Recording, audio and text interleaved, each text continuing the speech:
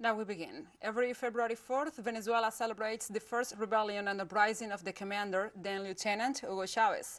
And this Friday marks the 30th anniversary of those events that set the path for the Bolivarian revolution and the transformative process of Venezuela from neoliberalism to socialism. To elaborate more on the matter, we receive our dear friend of us, Dozthor Zurlent, political analyst. We welcome Dozthor. Hi, thank you very much for having me. It's a pleasure to be here.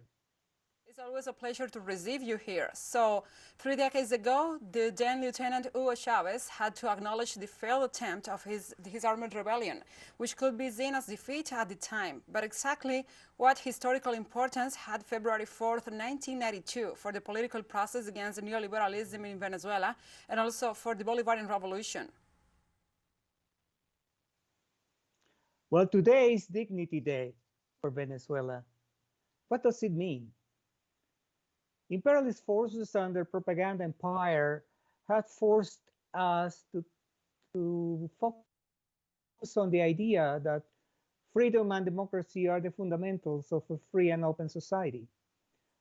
While freedom and real democracy are important, they carry with them important constraints or some constraints, adjectives, misunderstandings, manipulations, and limitations in general that make them of limited value when we confront injustice and oppression.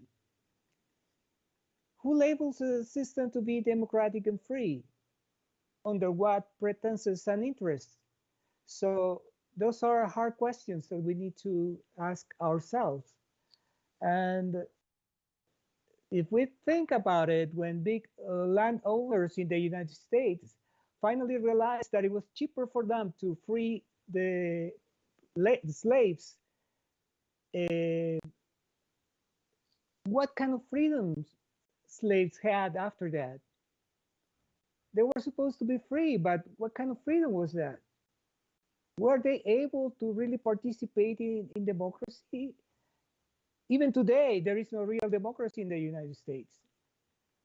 Even today, we are still dealing with all the hardship of many, many centuries of oppression, not only because of the Spanish colonization, but also because of the US, first British and then US oppression, colonization, and imperialism.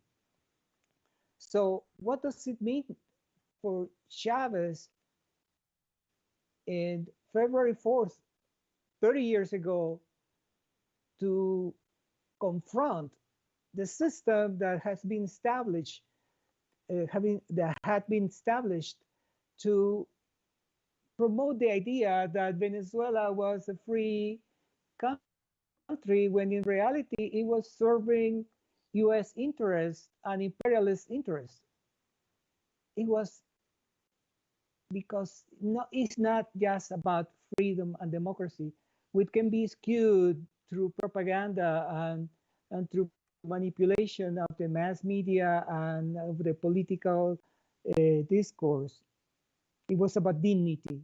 It was about opening the door for the Venezuelan people to regain their dignity. That's the fundamental aspect. That's what we call it Dignity Day, because they can take away your freedom.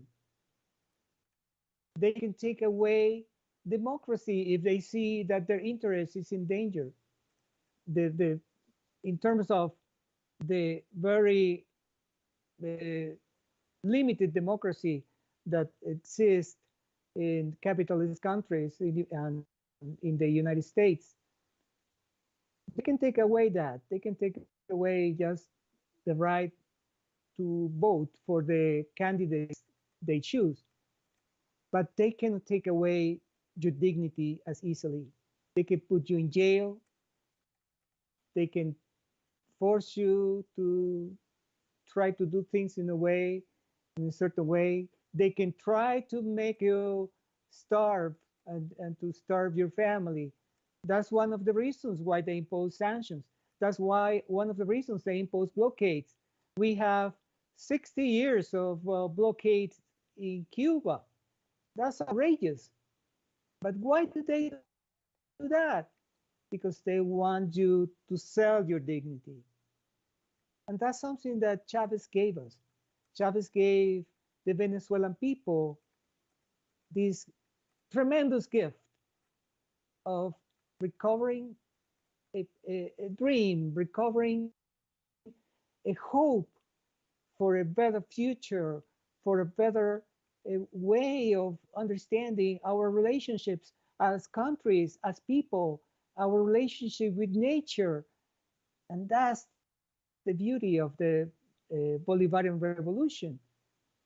No one is limiting you to think in a way, in a certain way, or to limiting you to about doing things in a certain way. That's dignity. You can do, you can be who you really are. You can think the way you really think. And that is priceless. That's what we are celebrating today.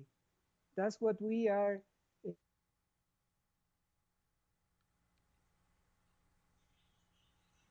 So we are confronting technical issues in our communication with Dozthor Zurlent, who is a political analyst and also an expert in Latin American topics. And regarding these topics today, we are also talking with him about the 30 years ago that Chavez ignited a rebellion against the IMF.